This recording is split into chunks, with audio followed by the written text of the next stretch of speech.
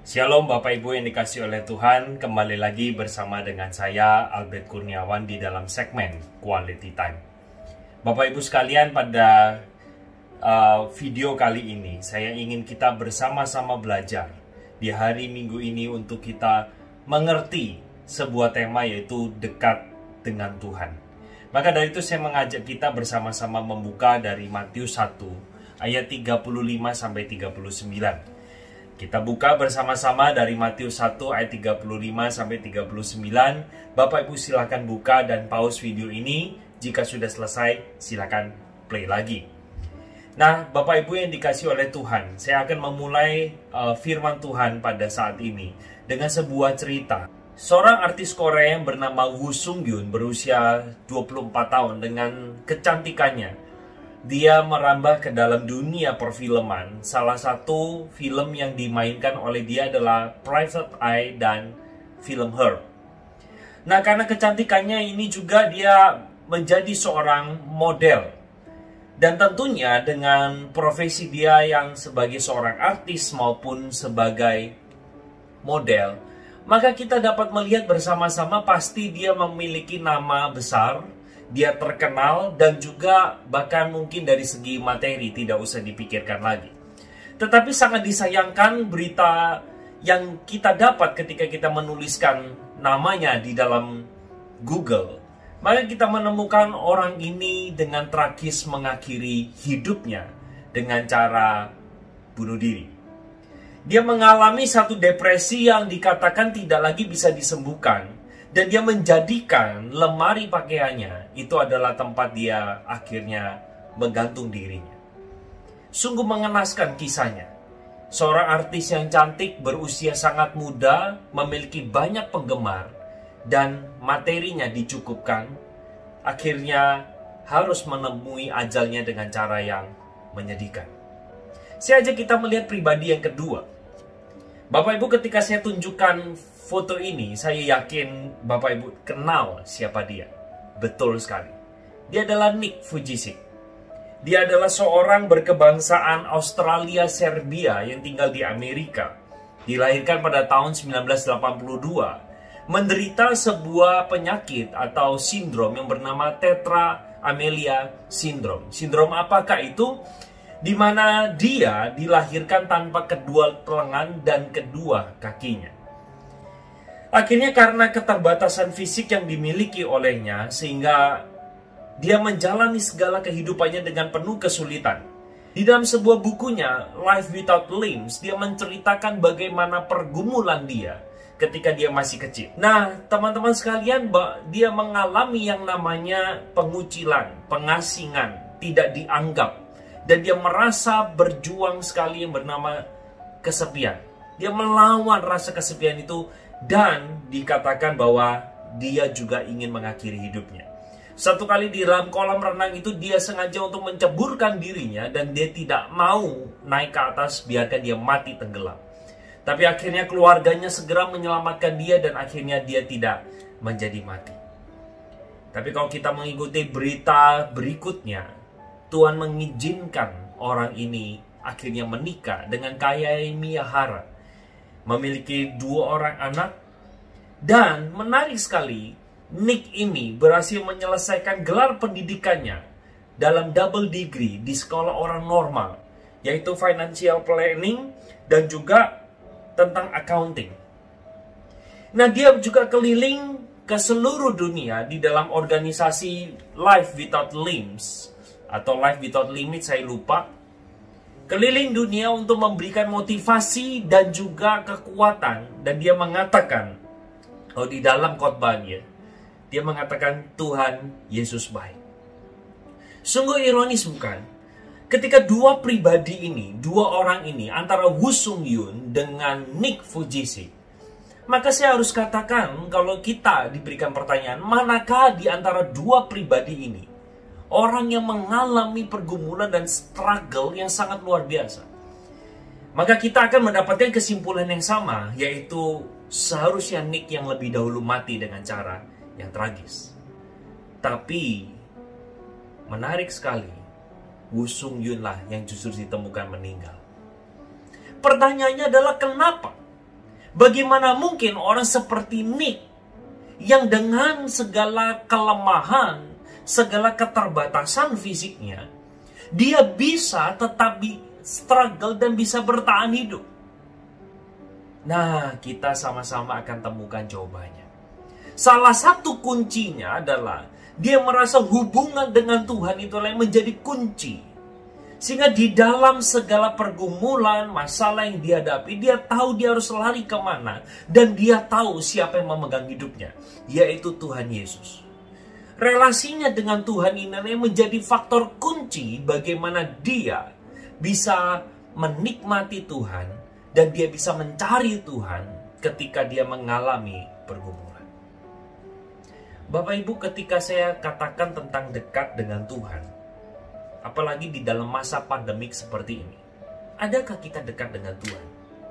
Seringkali ketika ditanyakan soal dekat dengan Tuhan, banyak orang memberikan alasan untuk meluangkan waktu membaca Alkitab, bersaat teduh. Alasan yang pertama yang paling klasik, selalu mengatakan bahwa saya tidak punya waktu. Orang yang mengatakan bahwa saya terlalu sibuk dan saya tidak punya waktu untuk berelasi dengan Tuhan, menurut saya secara tidak langsung sedang mengatakan bahwa Tuhan menciptakan waktu atau memberikan waktu 1 hari 24 jam itu nggak cukup.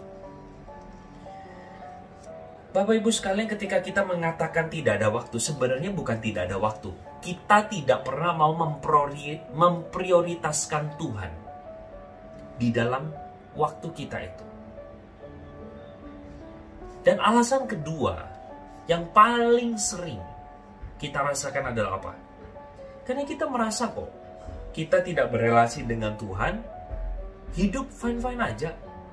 Hidup masih berjalan dengan baik. Gaji masih datang. Saya tidak mengalami sakit penyakit. Bapak Ibu, alasan kedua inilah yang seringkali iblis pergunakan untuk membuat kita merasa bahwa saya bisa hidup dengan kekuatan saya sendiri. Bapak Ibu, coba saya kasih analogi. Adakah Bapak Ibu yang mungkin kemarin tidak baca Alkitab, tidak berelasi dengan Tuhan, berdoa dengan Tuhan di luar jam tidur, jam bangun, dan makan 3 kali? Di luar itu, adakah kita berkomunikasi dengan Tuhan? Sebagian jawab ada, sebagian jawab tidak ada. Tetapi saya ingin katakan, pada waktu kita tidak membaca Alkitab, pada waktu kita tidak sungguh-sungguh berdoa mencari Tuhan, adakah Tuhan langsung menghukum kita dan mengatakan besok pada waktu kamu bangun pagi langsung gigimu ompong semua? Besok waktu kamu bangun pagi 1 hari itu aku akan menutup berkat rezeki, semua makanan tidak kamu bisa dapatkan. Tidak ada, bukan? Sehingga kita punya sebuah pikiran, tuh kan saya bersekutu dengan Tuhan, saya tidak bersekutu dengan Tuhan, hidup saya tetap lancar kok. Saya tetap, kalau yang masih punya pekerjaan, saya tetap bekerja. Tuhan masih menganugerahkan kepada saya istri, suami, anak-anak saya sehat, anak-anak saya bisa sekolah. Atau mungkin teman-teman ada yang nonton, ada seorang mahasiswa, tuh saya masih bisa kuliah kok, tanpa saya perlu baca Alkitab. Nah, sekali lagi saya katakan, cara ini seringkali iblis pakai untuk membuat kita berpikir kita tidak perlu mengandalkan Tuhan. Nah, pada kesempatan video ini saya mengajak kita melihat teladan yang Tuhan Yesus lakukan. Kalau kita melihat bersama-sama dalam Matius 1 ayat 35, maka kita menemukan di sana dikatakan oleh firman Tuhan, pagi-pagi benar Yesus bangun dan dia mencari tempat yang sunyi untuk berdoa. Wow, interesting sekali. Pagi-pagi benar, dia sengaja. Nah, Bapak Ibu mungkin berpikir begini, ya itu kan dia adalah Tuhan. Dia pastilah hidupnya itu kan pasti benar karena dia Tuhan. Tunggu dulu Bapak Ibu. Kalau Bapak Ibu berpikir dia Tuhan, betul. Tapi jangan lupa dia punya natur manusia. Yang pada waktu kebanyakan kegiatan bisa capek. Dan dia butuh istirahat. Kalau kita melihat bersama-sama di dalam Markus 1 ayat 26. Maka kita menemukan Markus di sana mengatakan Yesus sedang mengajar di bait, di rumah ibadat lah. Sembari dia waktu mengajar, ada orang yang kerasukan setan. Dia ngajar, saya tidak tahu, Bapak Ibu ngajar itu, ya kalau 1-2 jam selesai lumayan. Tapi kalau misalnya itu 3-4 jam, kita juga nggak ngomong, ya. Sesudah itu apakah dia selesai? Enggak. Alkitab katakan dia pergi sesudah dari rumah ibadat itu, dia pergi ke rumahnya Simon, mertua Simon Petrus. Alkitab sekali lagi tidak menceritakan jarak antara rumah ibadat dengan ibu mertua Simon itu berapa jauh. Alkitab tidak cerita. Bisa jauh, bisa dekat, tapi ingat ditempuh dengan jalan kaki. Sehabis dia mengajar, dia masih pelayanan perkunjungan. Dan menemukan ibu mertua Petrus sedang sakit demam. Pada waktu itu Bapak Ibu, sakit demam bukanlah perkara yang biasa. Kenapa? Karena belum ada obat paracetamol ataupun panadol. Sehingga banyak sekali orang zaman itu meninggal karena demam. Tapi Yesus datang menyembuhkan. Selesai? Tidak. Ayat 33 di sana dikatakan, sesudah itu berkerumunlah orang banyak di kota itu untuk datang mencari Yesus untuk meminta kesembuhan. Nah, menarik sekali, Yesus bukan mengatakan kepada mereka, hari sudah malam, pulanglah, besok kembali lagi. Enggak. Tapi Alkitab mengatakan Yesus melayani mereka satu demi satu. Nah, catatan di dalam Injil Lukas memperteguh bahwa Yesus tidak mengucapkan satu kalimat, semuanya sembuh. Tidak.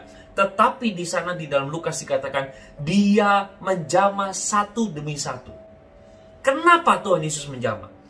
Kalau dia bisa mengatakan semuanya sembuh, kalau kita ingat peristiwa 10 orang sakit kusta, apakah Tuhan Yesus harus jamah satu-satu? Tidak.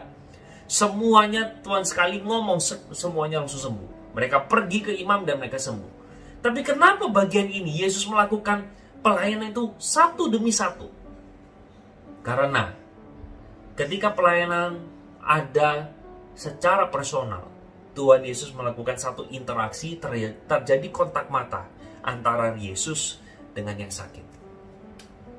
Jadi ada sentuhan pastoralnya lebih terasa.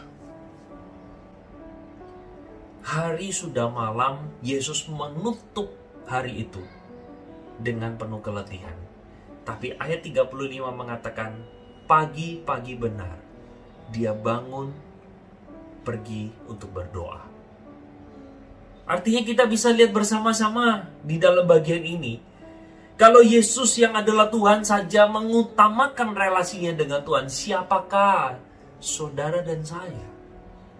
Seharusnya kita pun juga dipanggil untuk bersama-sama mengasihi dan meluangkan waktu untuk Tuhan.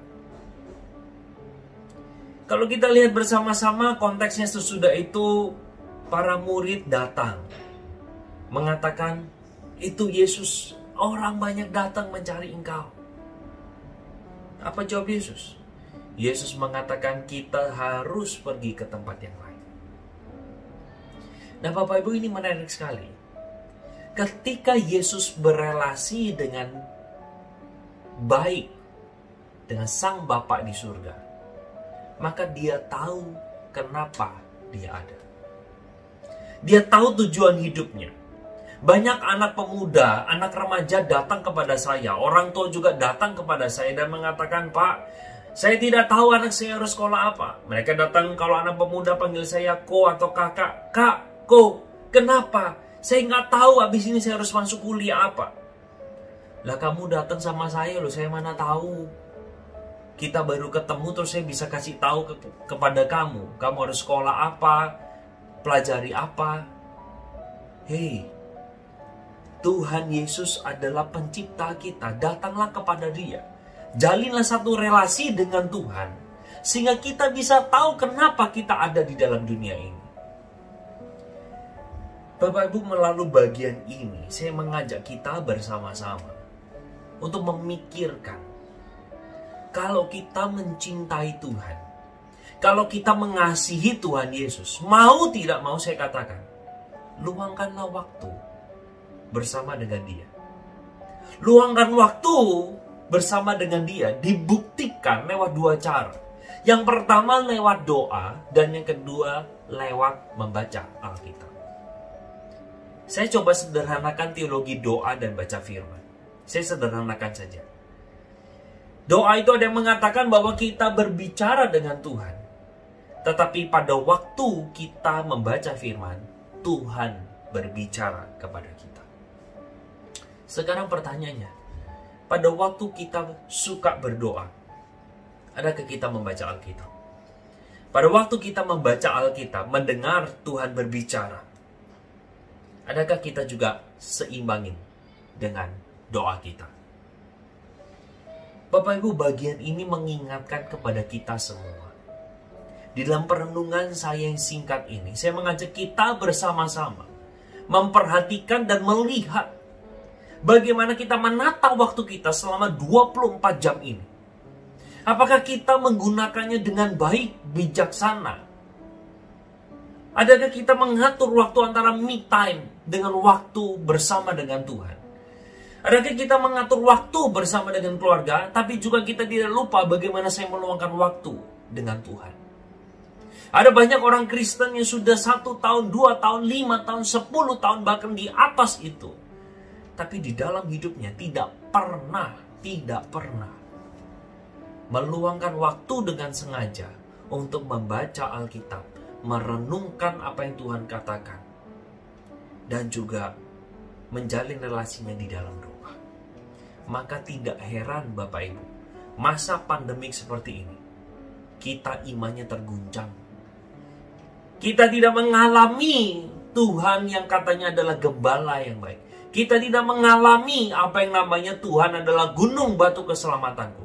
Saya cuma taunya begitu. Tetapi kita tidak pernah mengalami. Marilah saya mengundang kita bersama-sama. Sesudah kita mendengarkan renungan ini, mari setiap hari luangkan waktu.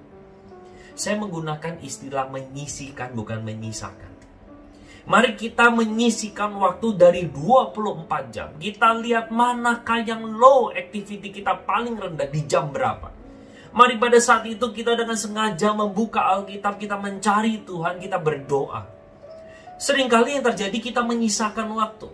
Artinya begini, Tuhan nanti malam deh setelah pulang kantor. Nanti malam ya Tuhan setelah saya pulang les. Nanti ya Tuhan setelah saya kerjakan tugas-tugas kuliah saya. Nanti ya Tuhan setelah saya beres-beres rumah. Itu gak jelas. Tapi kalau kita memiliki satu waktu dari 24 jam, Tuhan saya komitmen. Jam 5 pagi, jam 6 pagi, jam 1 siang, jam 7 malam, jam 9 malam, saya akan luangkan waktu untuk membaca firman. Bapak Ibu tuliskan di dalam kolom komentar. Saya ingin lihat kesaksian Bapak Ibu. Mungkin pergumulan Bapak Ibu bagaimana meluangkan waktu untuk bertemu atau membaca Alkitab, bertemu dengan Tuhan, merenungkan firman, dan memahami isi hatinya. Tuliskan juga dalam kolom komentar biasanya kita saat teduhnya. Pagi, siang, malam, jam berapakah itu? Saya ingin membaca komentar dari Bapak Ibu sekalian. Saya rindu firman Tuhan pada saat ini. Ini boleh memberkati setiap kita.